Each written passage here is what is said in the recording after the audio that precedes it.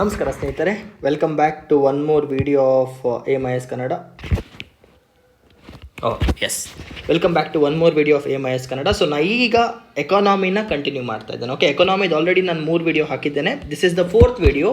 So ಇವಾಗಿಂದ ನಾನು ಏನು ಮಾಡ್ತಾ ಇದ್ದೇನೆ ಅಂದರೆ, ಫಸ್ಟ್ ನಿಮಗೆ NCERT ಎಕ್ಸ್ಪ್ಲೇನ್ ಮಾಡ್ತಾ ಇದ್ದೇನೆ. NCERT ಓಕೆ, ಇವಾಗಿಂದ ನಾವು NCERTSನ ಸ್ಟಾರ್ಟ್ ಮಾಡ್ತಾ ಇದ್ದೇವೆ. ನೋಡಿ, ಎಕಾನಮಿಕ್ ಕೋರ್ಸಲ್ಲಿ NCERT is inbuilt.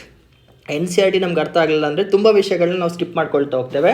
So first ನಾನೀಗ 12th ಸ್ಟ್ಯಾಂಡರ್ಡ್ NCERTನ ಎಕ್ಸ್ಪ್ಲೇನ್ ಮಾಡೋಕ್ಕೆ ಶುರು ಮಾಡ್ತಾ ಇದ್ದೇನೆ. This is 12th standard NCERT macro economics ಅಂತ. ಫಸ್ಟ್ ನಾವು ಇದನ್ನು ಅರ್ಥ ಮಾಡ್ಕೋಬೇಕು. ಇದಾದಮೇಲೆ class 11th NCERT Indian economic development ಬಗ್ಗೆ ಮಾತಾಡೋಣ. ನೋಡಿ, ಕ್ಲಾಸ್ 11th NCERT ಏನಿದೆ ಅದು ನಿಮಗೆ ಮೇನ್ಸ್ಗೆ ಹೆಲ್ಪ್ ಆಗುತ್ತೆ. ಕ್ಲಾಸ್ 12th NCERT ಏನಿದೆ ಇದು ಪ್ರಿಲಿಮ್ಸ್ಗೆ ಹೆಲ್ಪ್ ಆಗುತ್ತೆ.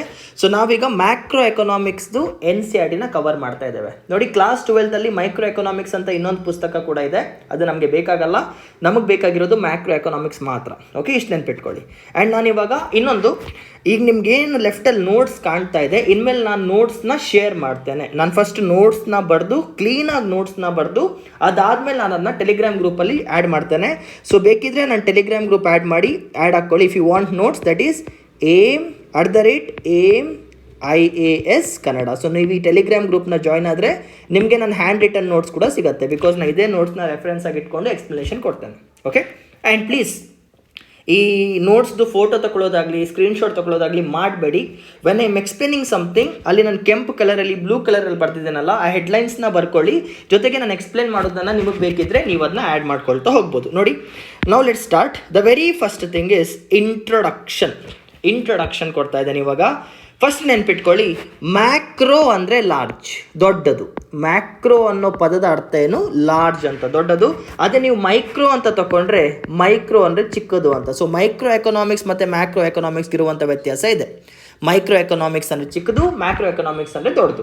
So what is this macro economics ಅಂತ ಕೇಳೋದಾದರೆ, ನೋಡಿ, ನಿಮಗೆ ಆಲ್ರೆಡಿ ಬೇಸಿಕ್ಸ್ ನಾನು ಕೊಟ್ಟಿದ್ದೇನೆ. ಎಕನಾಮಿ ಅಂದರೆ ಏನು, ಎಕನಾಮಿ ಹೆಂಗೆ ಹೋಗುತ್ತಂತ ನಿಮಗೆ ಕ್ಲಾರಿಟಿ ಗೊತ್ತಿದೆ.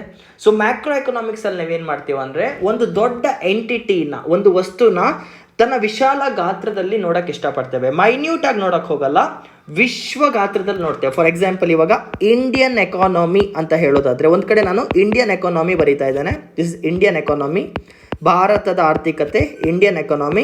ಇನ್ನೊಂದು ಕಡೆ ಮೈ ಎಕಾನಮಿ, ನನ್ನ ಎಕಾನಮಿ ಬಗ್ಗೆ ಮಾತಾಡ್ತಾ ಇದ್ದೇನೆ. ನೋಡಿ, ನನ್ನ ಎಕಾನಮಿ ವಿಷಯಕ್ಕೆ ಬಂದರೆ, ನನ್ನ ಸಂಬಳ 10,000 ರೂಪಾಯಿ ಅಂತ ಇಟ್ಕೊಳ್ಳಿ. So what is my total production? 10,000 rupees. ನನಗೆ ಬರುವಂಥ ಆದಾಯ ಬಂದುಬಿಟ್ಟು 10,000 ರೂಪಾಯಿ. ಅದೇ ನೀವು ಇಂಡಿಯನ್ ಎಕಾನಮಿಯಲ್ಲಿ ಸ್ಯಾಲರಿ ಬಗ್ಗೆ ಮಾತಾಡೋದಾದರೆ 130 ಕೋಟಿ ಜನ ಇದ್ದಾರೆ. 130 ಕೋಟಿ ಜನ ಇದ್ದಾರೆ. ಪ್ರತಿಯೊಬ್ಬರಿಗೂ ತಮ್ಮದೇ ಆದಂಥ ಒಂದು ಸ್ಯಾಲ್ರಿ ಬರುತ್ತೆ. ಆ ಒಟ್ಟು ಸಂಬಳ ಏನಿದೆ, total income of the nation, ಇದನ್ನು ನಾವು ಮ್ಯಾಕ್ರೋ ಎಕನಾಮಿಕ್ಸ್ ಅಂತ ಕರಿತೇವೆ. ಮೈಕ್ರೋ ಎಕನಾಮಿಕ್ಸಲ್ಲಿ ಏನು ಮಾಡ್ತಿದ್ದೇವೆ, ಒಬ್ಬ ಪರ್ಟಿಕ್ಯುಲರ್ ಪರ್ಸನ್ದು, ಫಾರ್ ಎಕ್ಸಾಂಪಲ್ ನಮ್ದಾಗಿರ್ಬೋದು ನಿಮ್ದಾಗಿರ್ಬೋದು, ಆದಾಯ ಸ್ಟಡಿ ಮಾಡ್ತಾ ಇದ್ದೇವೆ. ಸೊ ಪವನ್ ಸರ್ ಆದಾಯ 10,000 ರೂಪಾಯಿ ಅಂತ. ಅದೇ ಮ್ಯಾಕ್ರೋ ಎಕನಾಮಿಕ್ಸಲ್ಲಿ ಇಂಡಿಯನ್ ಎಕನಾಮಿಕ್ ಪರ್ಸ್ಪೆಕ್ಟಿವ್ ಅಲ್ಲಿ ಭಾರತದಲ್ಲಿರುವಂಥ 130 ಕೋಟಿ ಜನರು ಏನಿದ್ದಾರೆ ಅವ್ರಿಗೆ ಬರುವಂಥ ಸಂಬಳನ ಆ್ಯಡ್ ಮಾಡ್ಕೊಂಡು ಏನು ವ್ಯಾಲ್ಯೂ ಬರೀತೀವಲ್ವಲ್ಲ, ದಿಸ್ ಈಸ್ ಮ್ಯಾಕ್ರೋ ಎಕನಾಮಿಕ್ಸ್. ಅರ್ಥ ಆಗ್ತಿದೆಯಾ? ಒಂದು ಚಿಕ್ಕ ಫ್ಯಾಕ್ಟ್ರಿ ಇದೆ ಅಂತ ಇಟ್ಕೊಳ್ಳಿ. ಈ ಫ್ಯಾಕ್ಟ್ರಿಯಲ್ಲಿ ಒಂದು ವರ್ಷಕ್ಕೆ ಎಷ್ಟು ಉತ್ಪನ್ನ ಆಗುತ್ತೆ? ಫಾರ್ ಎಕ್ಸಾಂಪಲ್ 1,000 ಬಟ್ಟೆ ಉತ್ಪನ್ನ ಆಗುತ್ತೆ ಅಂತ ಇಟ್ಕೊಳ್ಳಿ. ಫ್ಯಾಕ್ಟ್ರಿ ಹೆಸರು PP ಅಂತ, PP ಫ್ಯಾಕ್ಟ್ರಿ. ಇದ್ರೊಳಗೆ 1,000 ಬಟ್ಟೆ ಉತ್ಪನ್ನ ಆಯಿತು ಒಂದು ವರ್ಷಕ್ಕೆ. ಒಂದು ಬಟ್ಟೆಯ ಬೆಲೆ 10 ರೂಪಾಯಿ ಅಂತ ಇಟ್ಕೊಂಡ್ರೆ, ಸೊ ಇವರು ಟೋಟಲ್ 10,000 ರೂಪಾಯಿ ಬೆಲೆ ಬಾಳುವಂಥ ವಸ್ತುಗಳ ಉತ್ಪನ್ನ ಮಾಡಿದ್ದಾರೆ. ಒಂದು ಚಿಕ್ಕ ಕಂಪ್ನಿ ಇದೆ, ಆಯಿತಾ? ಅದೇ ಥರ ಭಾರತದಲ್ಲಿರುವಂಥ ಪ್ರತಿಯೊಂದು ಫ್ಯಾಕ್ಟ್ರಿಗಳ ಲೆಕ್ಕ ಹಾಕ್ಕೊಂಡು ಅರ್ಥ ಮಾಡ್ಕೊಳ್ಳಿ. ಭಾರತದಲ್ಲಿರುವಂಥ ಪ್ರತಿ 1,000, ಲಕ್ಷ, 10 ಲಕ್ಷ ಎಷ್ಟು ಕಂಪ್ನೀಸ್ ಇದೆಯೋ, ಪ್ರತಿ ಕಂಪ್ನಿ ಕೂಡ ಒಂದು ವರ್ಷಕ್ಕೆ ಎಷ್ಟು ವಸ್ತು ಉತ್ಪನ್ನ ಮಾಡಿದೆ, ಅಷ್ಟು ಬೆಲೆಗಳನ್ನ ಆ್ಯಡ್ ಮಾಡಿಕೊಂಡು ಈ ವರ್ಷಕ್ಕೆ ಭಾರತದಲ್ಲಿ ಇಷ್ಟೊಂದು ವಸ್ತುಗಳ ಉತ್ಪನ್ನ ಆಗಿದೆ ಅಂತ ಮಾತಾಡೋದಾದರೆ ಅದನ್ನು ನಾವು ಮ್ಯಾಕ್ರೋ ಎಕನಾಮಿ ಅಂತ ಕರಿತೇವೆ. ಸೊ ಮೈಕ್ರೋ ಎಕನಾಮಿಯಲ್ಲಿ ನಮ್ಮ ಫೋಕಸ್ ಚಿಕ್ಕದ್ರ ಮೇಲೆ ಇರ್ತೇವೆ, ಒಬ್ಬ ವ್ಯಕ್ತಿ ಮೇಲೆ, ಒಂದು ಕಂಪನಿ ಮೇಲೆ. ಅರ್ಥ ಆಗ್ತಿದೆಯಾ?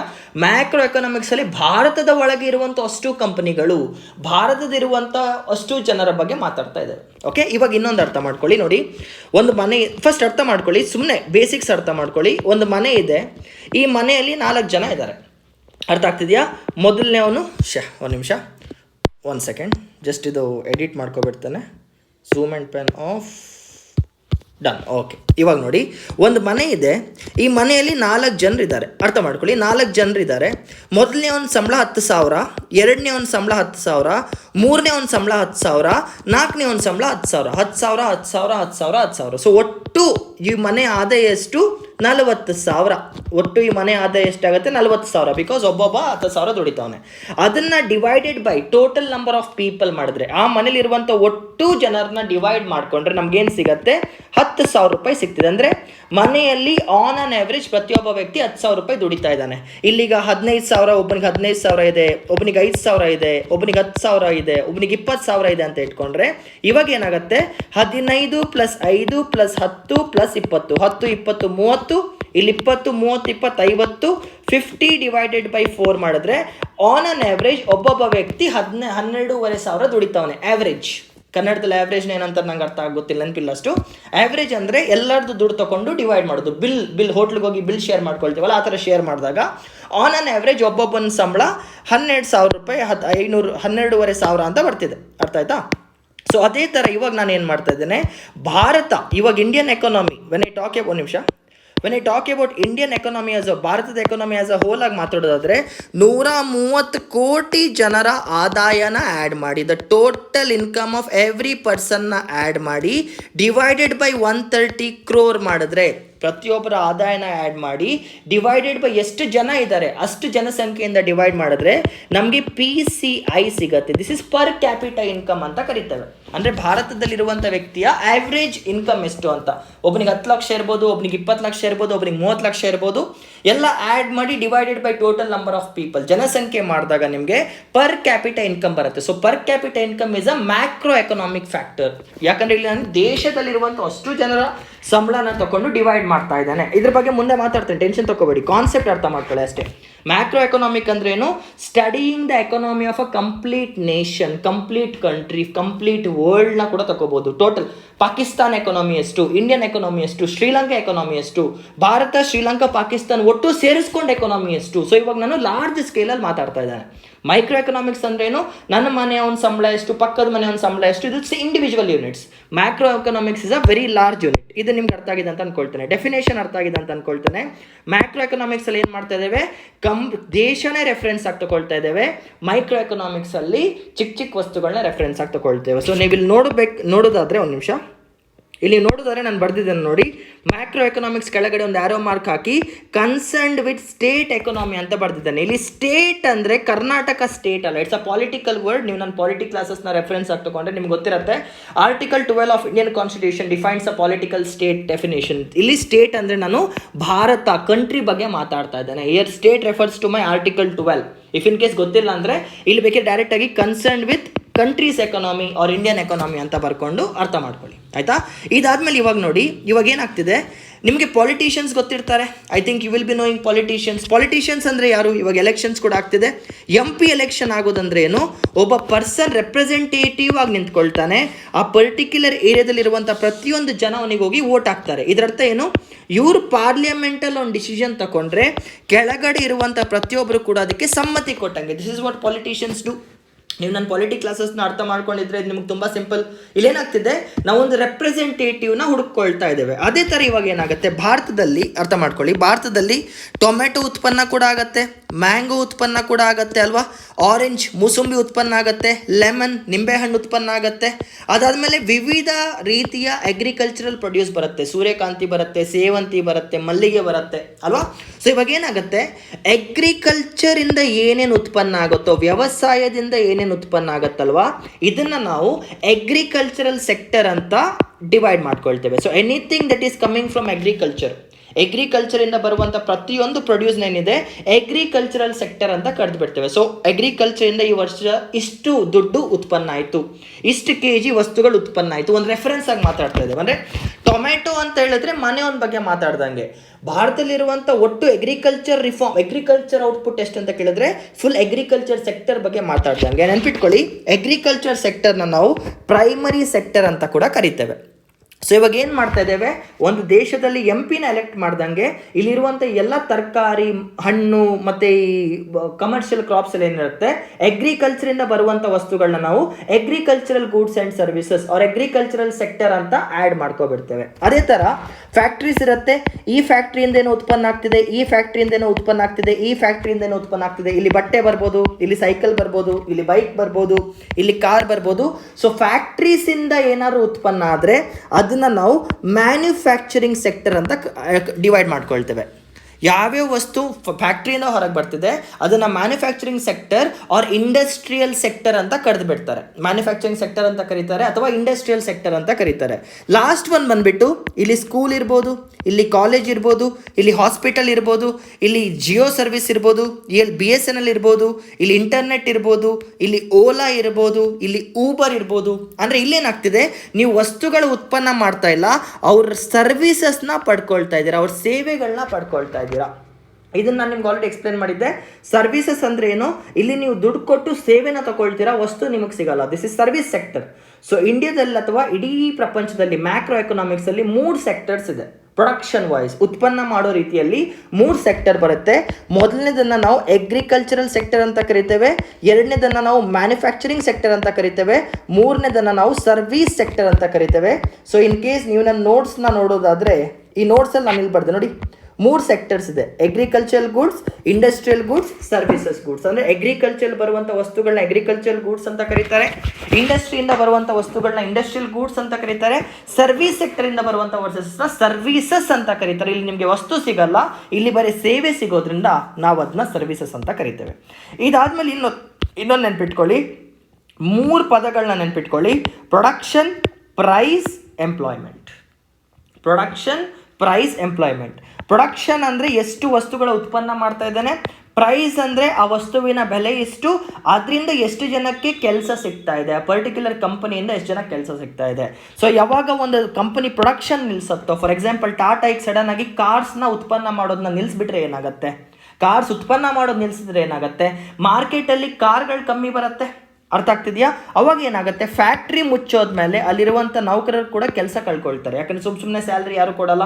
ಸೊ ಏನಾಗುತ್ತೆ, ಪ್ರೊಡಕ್ಷನ್ ಮತ್ತು ಎಂಪ್ಲಾಯ್ಮೆಂಟ್ ಒಂದಕ್ಕೊಂದು ಕೌಂಟರ್ ಹೊಡೆಯುತ್ತೆ. ಯಾವಾಗ ಉತ್ಪನ್ನ ಜಾಸ್ತಿ ಇರುತ್ತೋ ಅವಾಗ ಜನರ ಅವಶ್ಯಕತೆ ಜಾಸ್ತಿ ಇರುತ್ತೆ, ಯಾವಾಗ ಉತ್ಪನ್ನ ಕಮ್ಮಿ ಇರುತ್ತೋ ಅವರ ಜನರ ಅವಶ್ಯಕತೆ ಕೂಡ ಕಮ್ಮಿ ಇರುತ್ತೆ. ಅದಕ್ಕೆ ನಾವೇನಂತ ಕರಿತೇವೆ, production, price, employment are connected to each other ಅಂತ ಕರಿತೇವೆ. ಇದಾದ್ಮೇಲೆ ನೆನ್ಪಿಟ್ಕೊಳ್ಳಿ, GDP ನಿಮ್ಗೆ ಗೊತ್ತಿರುತ್ತೆ, ಗ್ರಾಸ್ ಡೊಮೆಸ್ಟಿಕ್ ಪ್ರಾಡಕ್ಟ್. ಗೊತ್ತಿಲ್ಲ ಅಂದರೆ ಟೆನ್ಷನ್ ತಗೋಬೇಡಿ. ಭಾರತ ಸುಮ್ಮನೆ ಒಂದು ರೆಫರೆನ್ಸ್ ಕೊಡ್ತಾ ಇದ್ದೇನೆ, ಒಂದು ಲೈನ್. ಇವಾಗ ಏನಾಗ್ತಿದೆ, ಇದು 2020 ಅಂತ ಇಟ್ಕೊಳ್ಳಿ, ಸುಮ್ಮನೆ ಏನು ಟೆನ್ಷನ್ ತಗೋಬೇಡಿ. ಇದು 2021 ಅಂತ ಇಟ್ಕೊಳ್ಳಿ, ಇದು 2022 ಅಂತ ಇಟ್ಕೊಳ್ಳಿ. ಸುಮ್ಮನೆ ಬರೀತಾ ಇದ್ದೇನೆ, ಟೆನ್ಷನ್ ತಗೋಬೇಡಿ ಏನು ಈ ಗ್ರಾಫ್ ಅಂತ. 2023 ಅಂತ ತಗೊಳ್ಳಿ, 2024 ಅಂತ ತಗೊಳ್ಳಿ, ಆಯಿತಾ? ಇಲ್ಲೇನಾಗ್ತಿದೆ ನೆನ್ಪಿಟ್ಕೊಳ್ಳಿ, ಇಲ್ಲಿ 10,000 ಅಂತ ಇಟ್ಕೊಳ್ಳಿ, ಇಲ್ಲಿ K ಅಂದರೆ 1000 ಅಂತ, ಆಯಿತಾ? ಇದು 20,000 ಅಂತ ಇಟ್ಕೊಳ್ಳಿ, ಇದು 30,000 ಅಂತ ಇಟ್ಕೊಳ್ಳಿ, ಇದು 40,000 ಅಂತ ಇಟ್ಕೊಳ್ಳಿ. ಏನಾಯಿತು ಅರ್ಥ ಮಾಡ್ಕೊಳ್ಳಿ, ಸುಮ್ಮನೆ ಅರ್ಥ ಮಾಡ್ಕೊಳ್ಳಿ. 2020ರಲ್ಲಿ ಭಾರತದಲ್ಲಿ ಒಟ್ಟು 10,000ಕ್ಕೆ ಬೆಲೆ ಬಾಳುವಂಥ ವಸ್ತುಗಳ ಉತ್ಪನ್ನ ಆಗಿತ್ತು. ಅಂದರೆ ಭಾರತದಲ್ಲಿರುವಂಥ ಫ್ಯಾಕ್ಟ್ರಿಗಳಲ್ಲಿ ಏನೇನು ಉತ್ಪನ್ನ ಆಗಿದೆ ಎಲ್ಲ ವಸ್ತುಗಳ ಬೆಲೆನ ಸೇರಿಸಿದ್ರೆ ಏನು ಹೇಳ್ತೇವೆ, at 2020 India produced goods and services, ಭಾರತದಲ್ಲಿ ಒಟ್ಟು ಉತ್ಪನ್ನ ಆದಂಥ ವಸ್ತುಗಳ ಬೆಲೆ ಸೇರಿಸಿದಾಗ 10,000 ಅಂತ ಇಟ್ಕೊಳ್ಳಿ. 2021ಕ್ಕೆ ಬಂದ್ವಿ, ವಸ್ತುಗಳ ಉತ್ಪನ್ನ ಇನ್ನೂ ಜಾಸ್ತಿ ಆಯಿತು. ಸೊ ಇವಾಗ ಏನಾಯಿತು, 2021ರಲ್ಲಿ ಭಾರತದಲ್ಲಿ ಒಟ್ಟು 20,000 ರೂಪಾಯಿಗೆ ಬೆಲೆ ಬಾಳುವಂಥ ವಸ್ತುಗಳ ಉತ್ಪನ್ನ ಆಯಿತು ಅಂತ ಇಟ್ಕೊಳ್ಳಿ. ಸೊ ಈಗ ಏನಾಗ್ತಿದೆ, 2020ರಲ್ಲಿ ನಾವು 10,000ಕ್ಕೆ ಬೆಲೆ ಬಾಳುವಂಥ ವಸ್ತುಗಳ ಉತ್ಪನ್ನ ಮಾಡಿದ್ವಿ. 2021ರಲ್ಲಿ 20,000 ರೂಪಾಯಿಗೆ ಬೆಲೆ ಬಾಳುವಂಥ ವಸ್ತುಗಳ ಉತ್ಪನ್ನ ಮಾಡಿದ್ವಲ್ವಾ.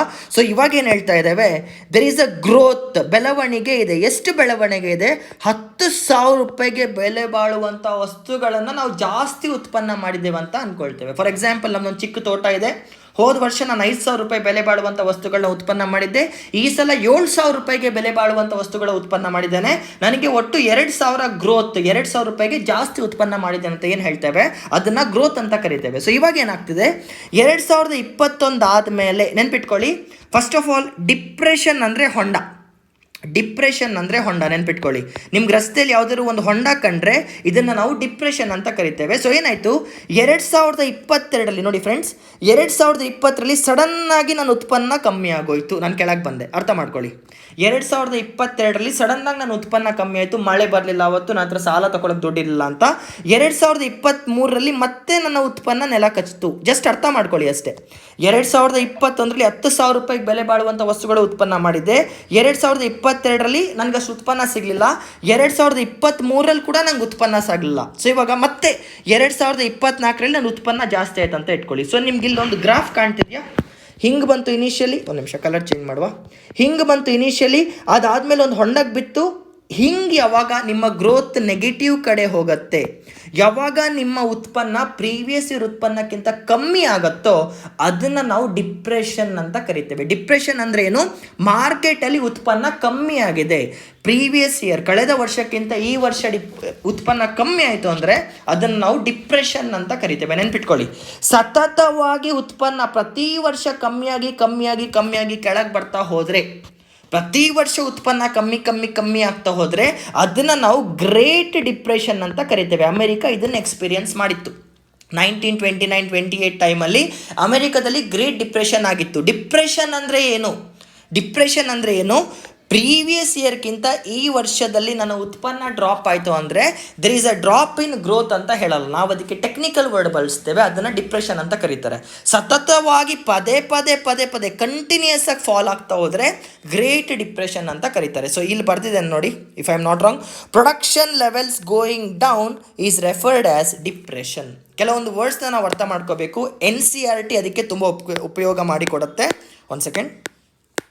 ಸೊ ನಿಮಗೆ ಈ ಪದ ಕೂಡ ಅರ್ಥ ಆಗಿರುತ್ತೆ. ಡಿಪ್ರೆಷನ್ ಅಂದರೆ, ಒಂದು ನಿಮಿಷ ಫ್ರೆಂಡ್ಸ್, ಡಿಪ್ರೆಷನ್ ಅಂದರೆ ಏನು, ಸತತವಾಗಿ ಗ್ರೋತ್ ದೇಶದ್ದು ಕೆಳಗೆ ಬರ್ತಾ ಇದೆ ಅಂತ, ಇಷ್ಟೇ ಆಯಿತಾ. ಆ್ಯಂಡ್ ಇನ್ನೊಂದು ವರ್ಡ್ ಬರುತ್ತೆ ಎಕನಾಮಿಕ್ ಏಜೆಂಟ್ಸ್ ಅಂತ, ಬಟ್ ಇವಾಗ ಅದು ಬೇಕಾಗಲ್ಲ.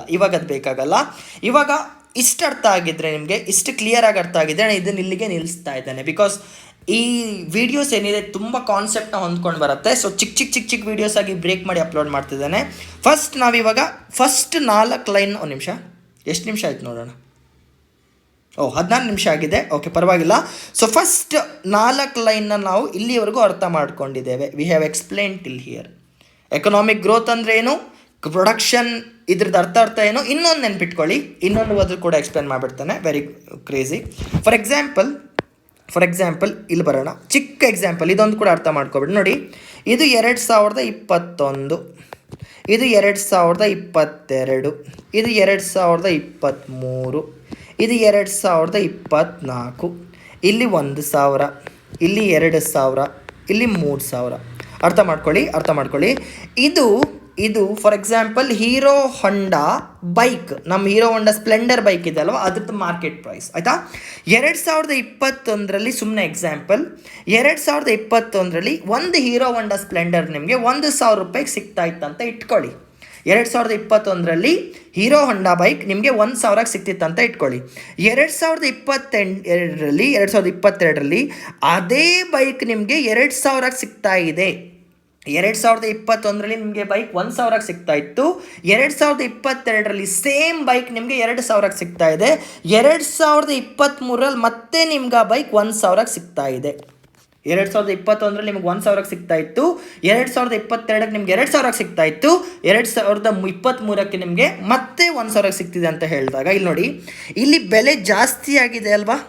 ಇಲ್ಲೇನಾಗ್ತಿದೆ, ಇನಿಷಿಯಲಿ 2021ರಿಂದ 22ರ ಮಧ್ಯದಲ್ಲಿ ನಮ್ಮ ಹೀರೋ ಹೊಂಡಾ ಸ್ಪ್ಲೆಂಡರ್ ಬೈಕದ ಬೆಲೆ ಏನು 1,000 ಜಾಸ್ತಿ ಆಗಿದೆ ಅಲ್ವಾ.